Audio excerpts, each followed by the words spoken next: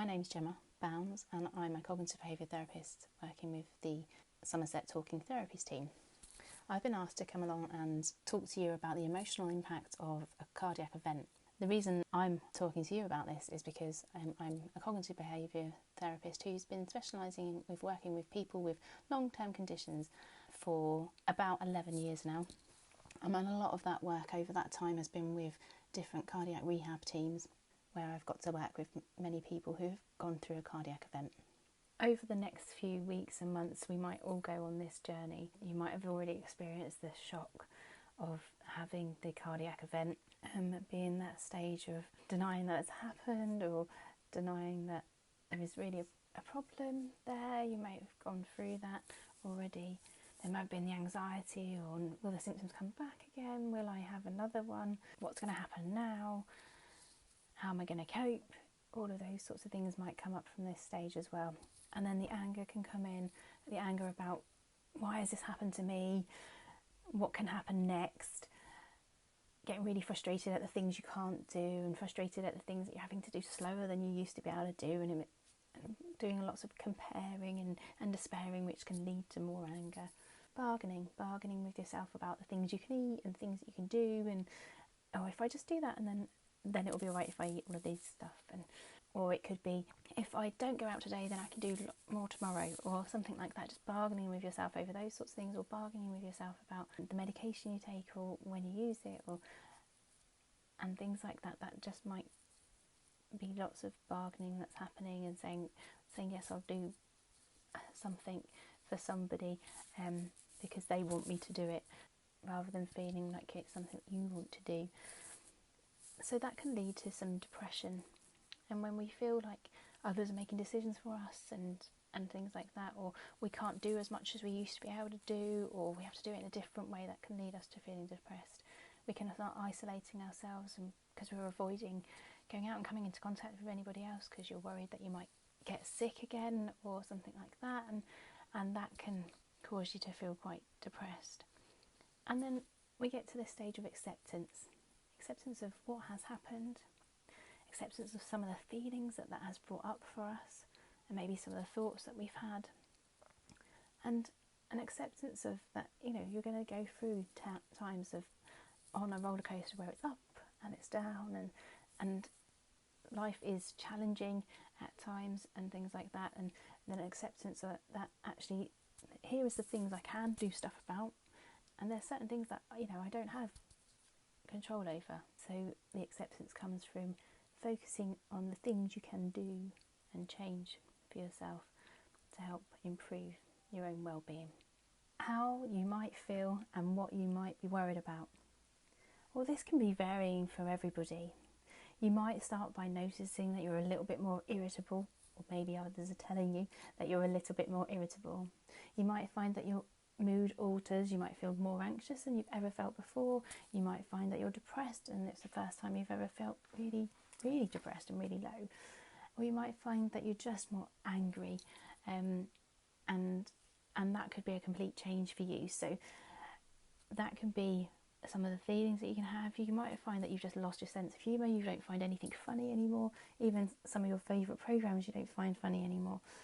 You might find that you're struggling to remember anything, or things that you would have found easy to remember before, and your concentration wanes. You might find that it's gone from maybe a 10-minute concentration span, which is about normal for most people, to just a couple of minutes, and then your mind has deviated onto something else. Lots of people do worry about their work and their finance concerns. If they're unable to work after being in work for a long period of time, and that being a big part of their lives, then that can cause just not only the financial concerns, but it's also, that used to be somebody's routine, and so they can feel a sense of loss of routine. The financial concerns with the new medication that you're taking, with increased holiday insurance, with different things that you might be then faced with because of the health, and that can cause people some worry. Having to make lifestyle changes, so it could be lifestyle changes because you might have to work less hours, or adapt your hours in some way, or the duties that you can do at work or around the home, the things that you can do around the home. It might be about you used to do lots of physical activity, and you can't do as much of that at the moment. You might get back to there, but it's not where it was, and so having to make those lifestyle changes. And then looking and exploring opportunities to improve your health and feeling either stuck, that you don't know where to go or what to do with it. But then obviously the cardiac nurses and the rehab teams can help people along with that. But it might be that your mind is overtaken by looking and exploring to how best to help yourselves and things like that. So that can just lead to a lot of worry, a lot of uncertainty. So sometimes we fear further symptoms coming on. We get that sense of disbelief about what's happened or what's the future going to look like. The shock that we spoke about in the roller coaster earlier on, the anger. Some people see it as a wake-up call. It's a wake-up call for me to change my life and do things differently and maybe better, or maybe just adapt those things that might not have been so good for me. Sometimes people feel guilt that this has happened, guilt for the impact that they feel that it's had on other people as well. Sometimes people are grateful for it.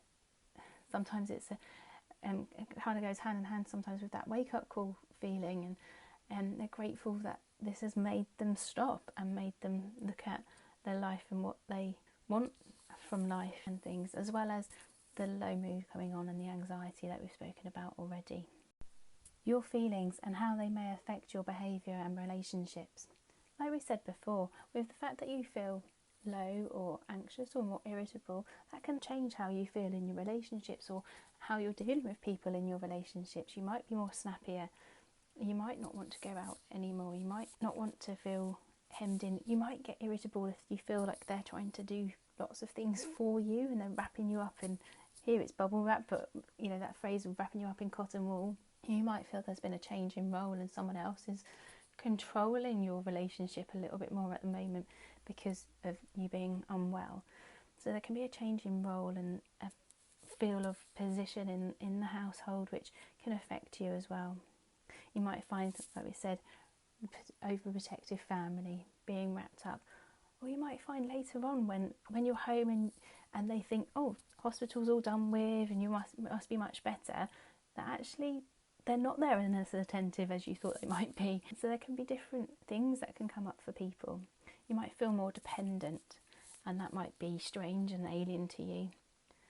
You might feel useless because you can't do some of the things that you feel are your roles and your jobs to do. And it can change your behaviour. You can lose interest in things, partly because you feel like you can't do them in the same way as you did before, but sometimes it's just because your mood does drop and you just lose interest in things.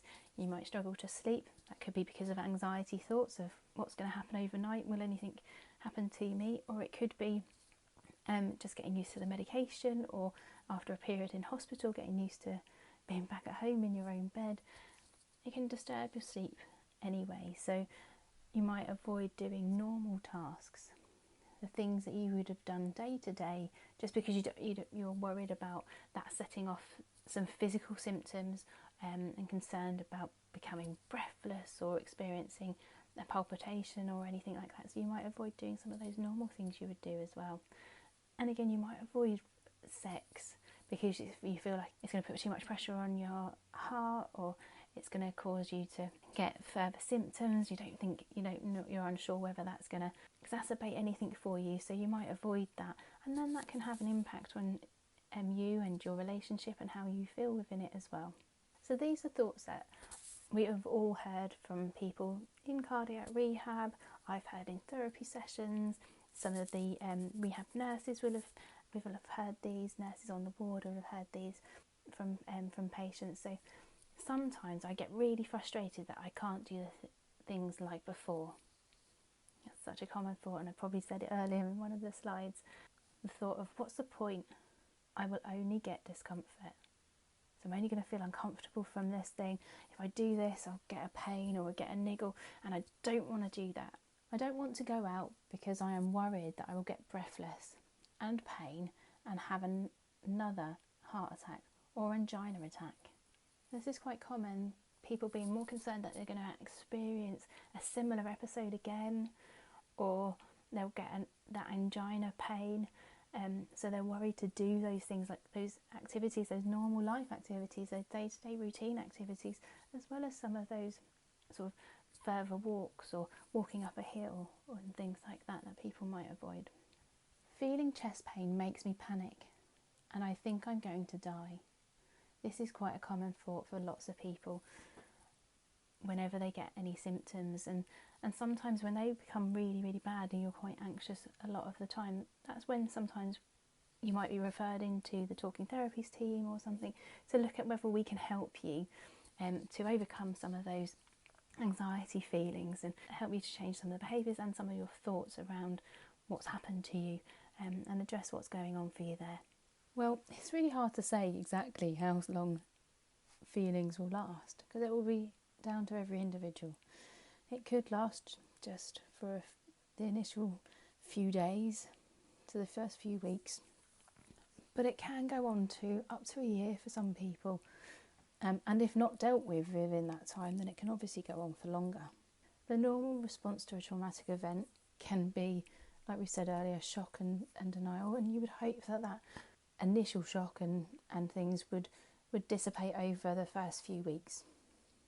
But if it doesn't, and it lasts sort of 3 months, then you might look at trying to get some support from the Somerset Talking Therapies team or speaking to your GP. But we do know that it can ease over time, but you can never underestimate the effects emotionally and physically on us after a cardiac event. It's important to talk to family, talk to your cardiac rehab team, to your cardiac nurse or consultant, and like I said already, your GP. Knowing what to do if you cannot manage the negative feelings is really, really important. So if you are feeling low, then you can always refer yourself to the Somerset Talking Therapies team. They can assess you, and if they feel that you need more support than they can offer, they can explore different avenues for you.